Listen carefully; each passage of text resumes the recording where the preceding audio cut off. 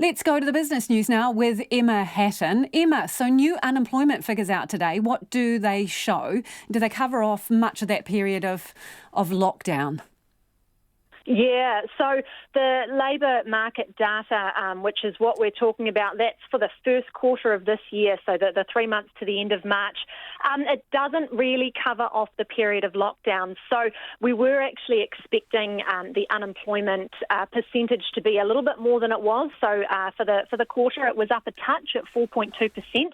It was 4% at the end of last year. So didn't rise as much as expected, but don't be fooled. I mean, it doesn't really cover the period in lockdown.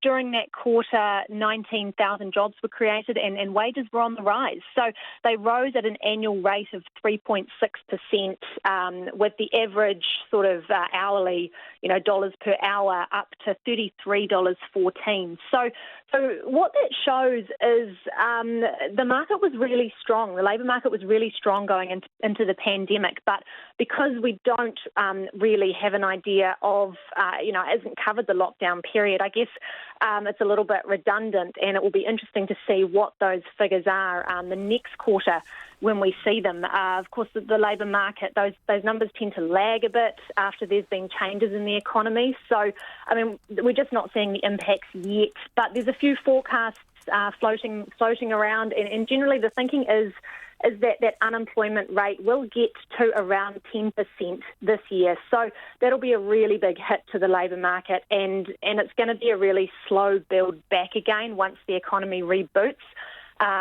People reckon it could take 2 to 3 years to get back to the strength that it was pre-COVID-19. So it's important actually to make the distinction here that the number of people on the job seeker benefit isn't the measure for the unemployment rate. So that's not what we're talking about here.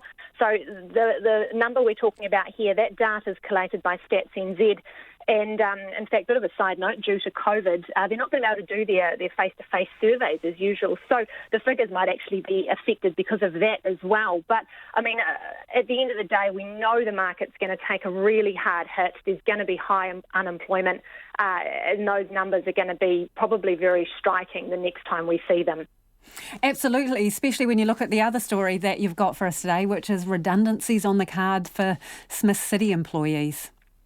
Yes, well, it's a bit of a sad segue, isn't it? So they're talking about store closures and job losses. So the Smith City Board has actually described those changes as necessary to secure investment and necessary to remain operational post-COVID-19. So it has started a 2-week consultation period with its employees and its landlords, and we'll get the full picture of what the plan is, what sort of a scale we'll see after that consultation period's finished. I mean, even before the lockdown, the company was in a bit of strife. They'd noticed a drop-off in sales and customers coming through the doors, and it had started trying to tighten things up, so it had reduced its inventory orders.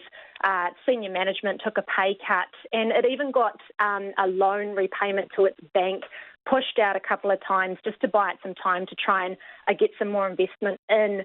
And then with the lockdown, just virtually all trade stopping, it hit it really hard. And of course, it's had some online trading, but it's just not enough to make up for the losses. So it's also made use of the wage subsidy. So it's been allocated just over $3 million for its 457 employees.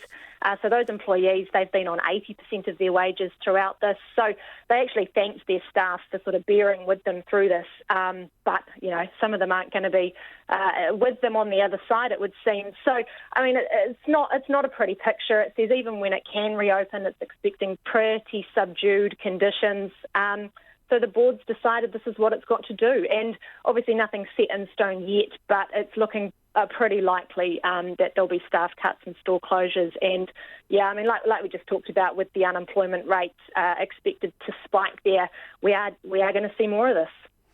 Emma, and what were the numbers from the markets today? Yep, so the NZX Top 50 Index closed up a fraction, 82 points or 0.78% to close at 10,573. NZ dollar trading at 0.61 US, 0.94 Australian, and 0.49 to the British pound. Thank you, Emma. That's Emma Hatton with Our Business News.